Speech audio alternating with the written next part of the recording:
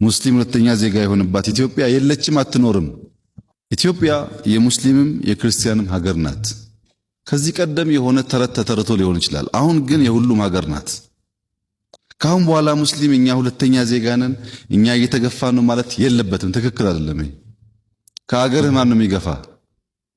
ይሄ ንግግር እየተደገመ ሲሄድ እውነት ነው እየሆነ የሚሄደው። ትክክል አይደለም። ሀገራችሁ ነው፣ የሚገባችሁ መጠየቅ መብታችሁ ነው። ከሌሎች ወንድሞቻችሁ ጋር በሰላም መኖር መብታችሁ ነው። አሁንም እንደ ድሮ ግን እኛ ሁለተኛ ነን፣ እኛ የተገፋንን ለማን ነው እየነገራችሁ ያላችሁት?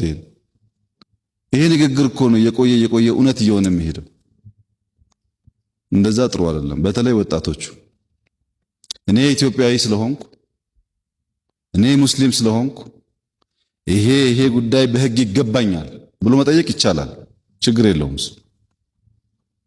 ሌላው ቋንቋ ግን ናሬሽን ስለሆነ እያበላሸን ያለው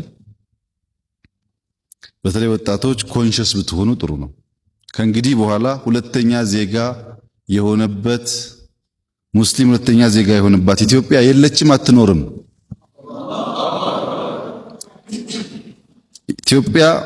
በኢትዮጵያ የተወለዱና ያደጉ በልዩ ልዩ ምክንያት የኢትዮጵያ ፓስፖርት ያገኙ የትኛውም እምነት የሚከተሉ ሰዎች ሀገር ናት።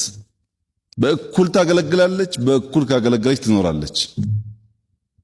ካላገለገለች ኢትዮጵያ የሚለውን ስም ማስቀጠል አትችልም። ምክንያቱም እንዳላችሁት ግማሽ አካሏን ጥላ ኢትዮጵያ ልትሆን አትችልም። እና ናሬሽን ላይ የሚነገሩ ነገሮች አሉ። እኛ እሱን ተቀብለን መልሰን ባናስተጋባ ጥሩ ነው።